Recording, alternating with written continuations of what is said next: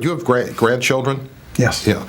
So, and they've never seen you coach, obviously. They never, No. but There was an incident with my granddaughter. We were out, we were traveling, and in the airport, somebody would come up and start talking. She finally, 7 years old, she said, "Why does everybody know my grandpa?" In Pittsburgh, he was known as the emperor of the Steeler dynasty of the 1970s. But it's easy to excuse a 7-year-old's innocence, since even when his teams were at the top of the mountain, Chuck Noll never became a household name to the world at large. What's more of a mystery is how the only coach to win 4 Super Bowls is even overlooked when people talk about the greatest coaches of all time, many of whom turn up early in his story. At right guard from Dayton, weighing 210, Chuck Noll. Now, when you played under Paul Brown, did you think at the time that you would be a coach someday?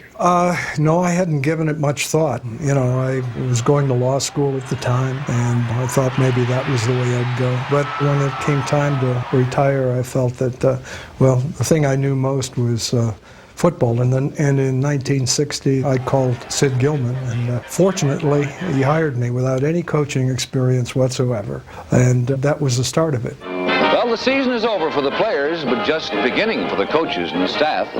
Coaches Walt Hackett, Chuck Noll plan the defense for the coming season. Noll spent 6 seasons with the Chargers. Then, in 1966, headed to Baltimore, where he became Don Shula's defensive coordinator. Split,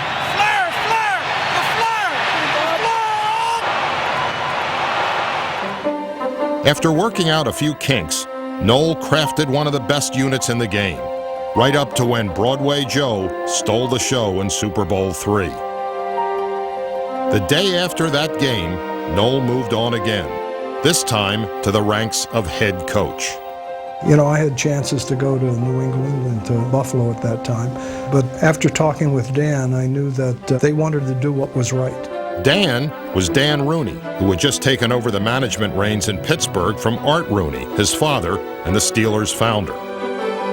The goal was to jumpstart a franchise that had been stuck in self-destruct mode for most of its existence, and the first step was hiring a no-nonsense coach. The first meeting with Chuck Noll, we had a lot of cynical, old, veteran players who'd seen a lot of coaches come and go, and there was, sort of this attitude, well, show me your stuff, coach. And he gave a speech which he essentially was saying to us, look, the reason you've been losing has nothing to do with your attitude.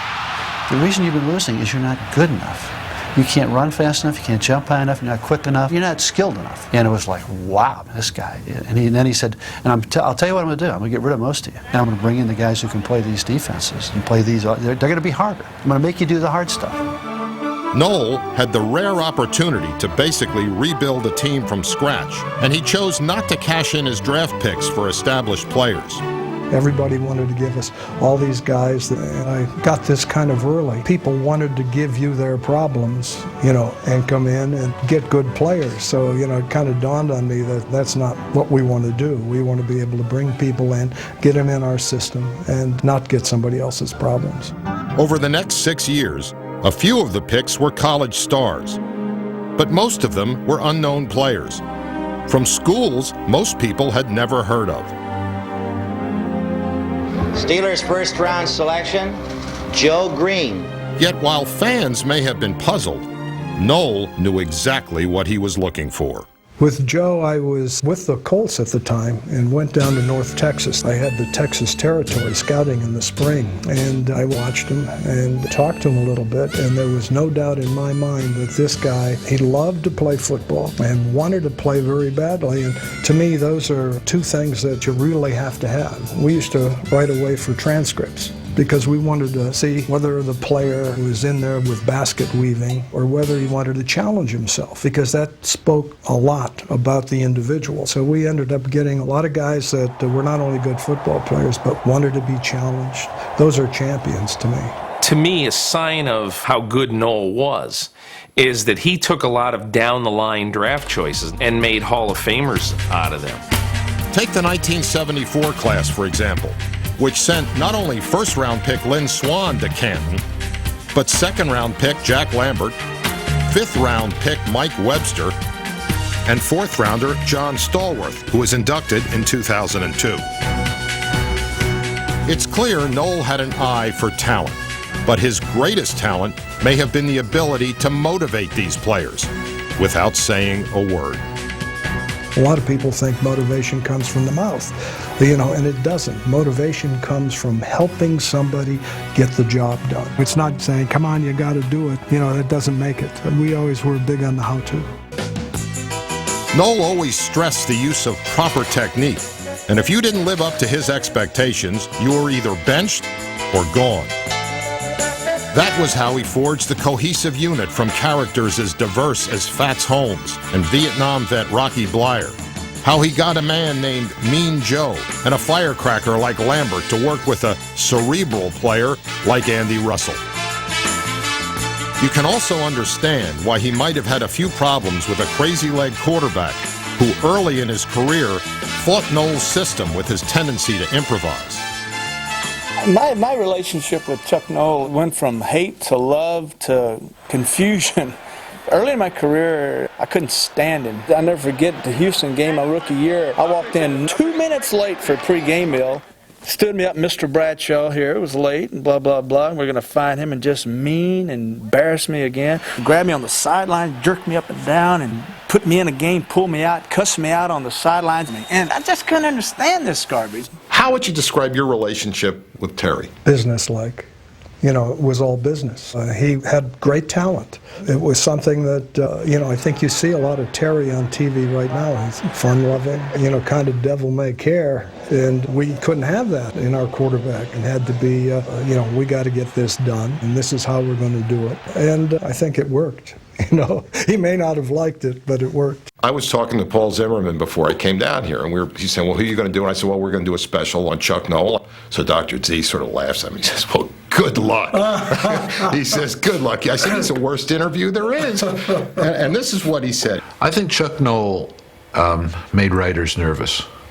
Because even when he was giving you good information and being sincere, you always got the feeling that there was the curled lip in there, that there was the hint of a sneer. I think he started off life wanting to associate with people from whom he could learn something. And if he didn't feel that he could learn anything from you, he felt he was wasting your time and would blow you off.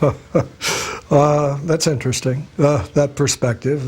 Because Paul, most of the time, we just want to talk about wine, being a wine writer.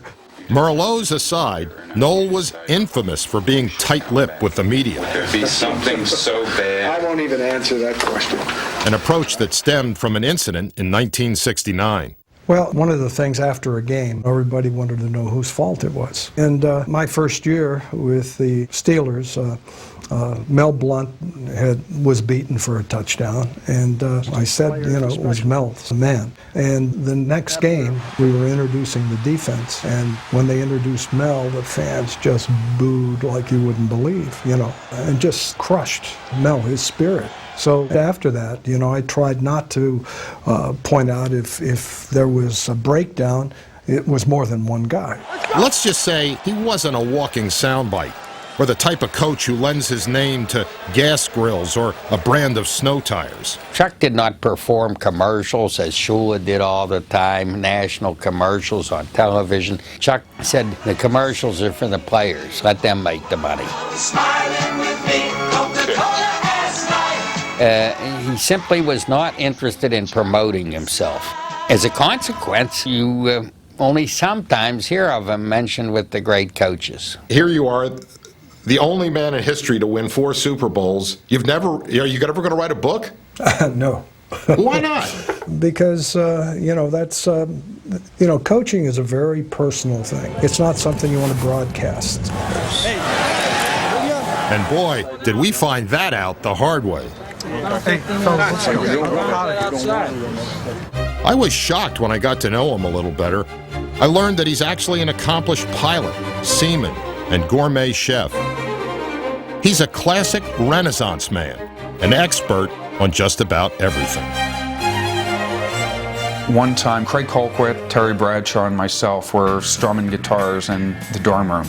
Chuck Noll walks by, sees that we're kind of playing and singing, walks in, takes the guitar from my hands, plays 2 or 3 songs, sings one, hands the guitar back, and walks out, but never said a word. It was like he just wanted to show that he could play the guitar too and wanted to join in a little bit, but didn't need to say, yeah, I can play the guitar. Noll also never lost interest in his college major, physical science.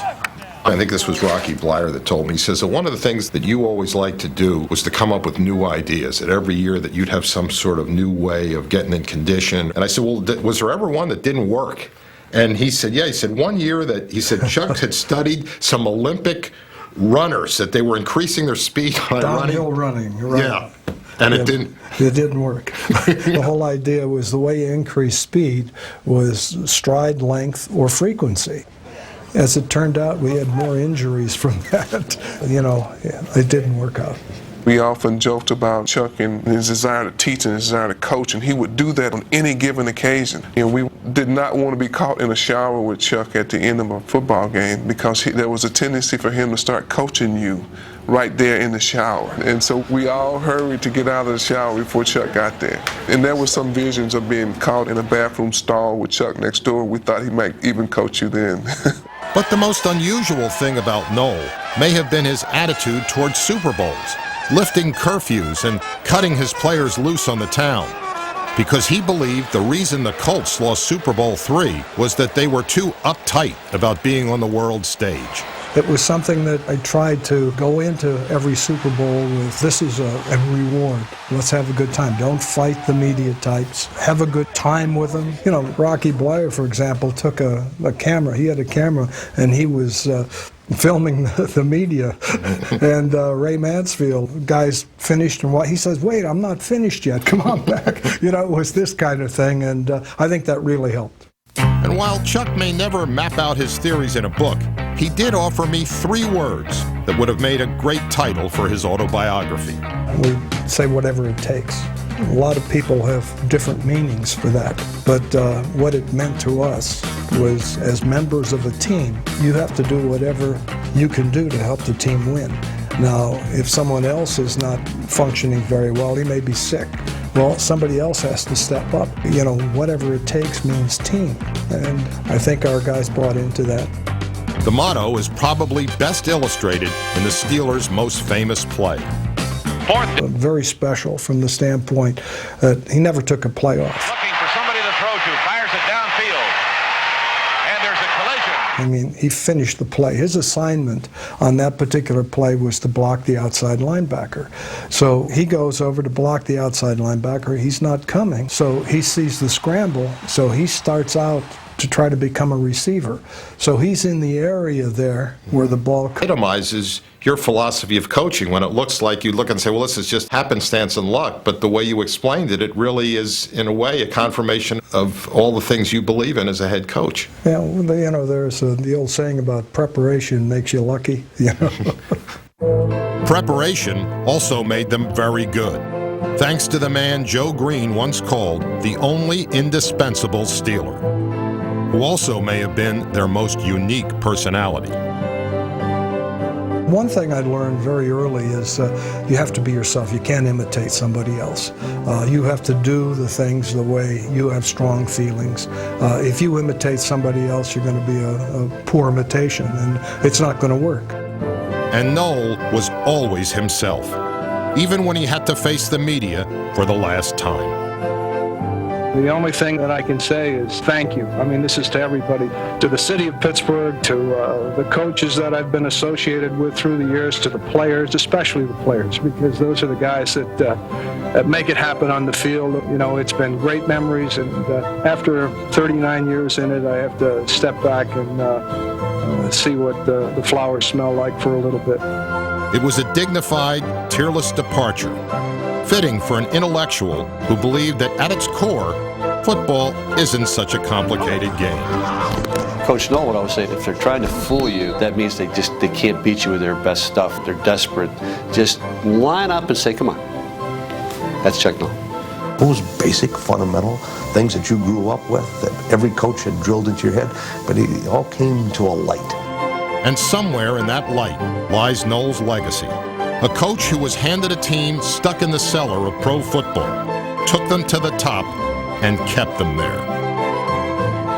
So What would you tell your grandchildren if your grandchildren say, Grandpa, what was it like to coach that team? It was fun. It really was fun. It's kind of what you'd expect from a guy who one day simply decided not to be a lawyer and instead went on to build the greatest football team of all time.